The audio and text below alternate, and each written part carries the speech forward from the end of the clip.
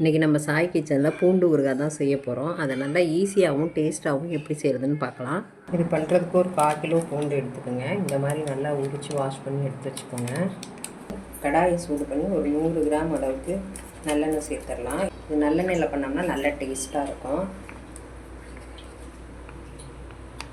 எண்ணெய் நல்லா காயட்டும். எண்ணெய் காஞ்சிருச்சு. பூண்டெல்லாம் இது கூட சேர்த்துடலாம். எண்ணெய் நிறைய ஊற்றி பண்ணோம்னா ஊறுகாய் வந்து கெட்டு போகாமல் இருக்கும், நல்ல டேஸ்ட்டாகவும் இருக்கும். பூண்டோட நிறம் மாற அளவுக்கு நல்லா வதக்கிக்கலாம். ஊறுகாய்க்கு பொடி தயார் பண்ணோம். அதுக்காக 1 ஸ்பூன் வந்து வெந்தயம் சேர்த்துக்கலாம், 1 ஸ்பூன் கடுகு சேர்த்துடலாம். இது ரெண்டுமே கலர் மாற அளவுக்கு நல்லா பொரிய விட்டுக்கலாம். இந்த அளவுக்கு நிறம் மாறுறதும் ஆற விட்டு பொடி பண்ணிக்கலாம். இப்போ இது ஆறட்டும். இந்த அளவுக்கு நைஸாக அரைச்சிக்கோங்க. ஊறுகாய் பண்ணுறதுக்கு ஒரு எலுமிச்சம்பழம் அளவுக்கு புளி எடுத்து ஊற வச்சுக்கலாம். இது இப்போ ஊறட்டும். இது இன்னுமே நல்லா நிறம் மாறணும். இந்த அளவுக்கு எண்ணெய் சேர்த்தா தான் இது வந்து கெட்டு போகாமல் இருக்கும். பாருங்கள், பூண்டோட நிறமே நல்லா மாறிடுச்சு. பூண்டு நல்லா சுருங்கி இருக்கு பாருங்கள்.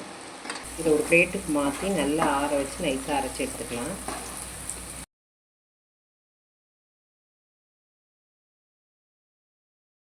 இந்த அளவுக்கு நல்லா நைஸாக அரைச்சிக்கோங்க. அதே கடாயிலே 1 ஸ்பூன் கடுகு சேர்த்துடலாம்.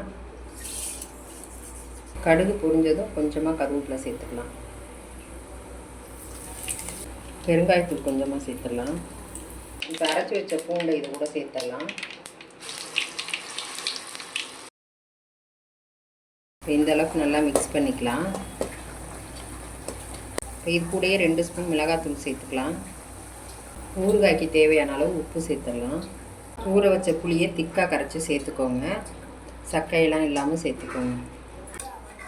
இப்போ இதையும் நல்லா கலந்து விட்டுருங்க. பொடி பண்ணி வச்சுருக்க கடுகும் வெந்தயத்தையும் சேர்த்துக்கலாம். பொடி தான் நமக்கு நல்லா ஊறுகாய்க்கு நல்ல வாசனையை கொடுக்கும், நல்ல டேஸ்ட்டாகவும் இருக்கும். எண்ணெயெல்லாம் பிரிஞ்சு வர அளவுக்கு நல்லா வதக்கி எடுத்துக்கணும். தொக்கு பதம் வர அளவுக்கு நல்லா வதக்கணும். எண்ணெயெல்லாம் நல்லா பிரிஞ்சு வந்துடுச்சு. பேன்லலாம் நல்லா ஒட்டாமல் இருக்குது பாருங்கள். இப்போ ஒரு பவுலுக்கு மாற்றிக்கலாம். இது வந்து ரொம்ப நாளைக்கு கெட்டு போகாமல் அப்படியே இருக்கும். ஒரு கண்ணாடி ஜாரில் மாற்றிட்டு ஸ்டோர் பண்ணி வச்சுக்கோங்க. சூப்பராக இருக்கும். தயிர் சாதம், சாம்பார் சாதம், ரசம் சாதத்தெல்லாம் தொட்டு சாப்பிட்லாம். ரொம்ப அருமையாக இருக்கும். இதை நீங்களும் ட்ரை பண்ணி பாருங்கள். ரெசிபி உங்களுக்கு பிடிச்சிருந்தா லைக் பண்ணுங்கள், ஷேர் பண்ணுங்கள், கமெண்ட் பண்ணுங்கள். சாய் கிச்சனை மறக்காமல் சப்ஸ்கிரைப் பண்ணுங்கள். பாய்.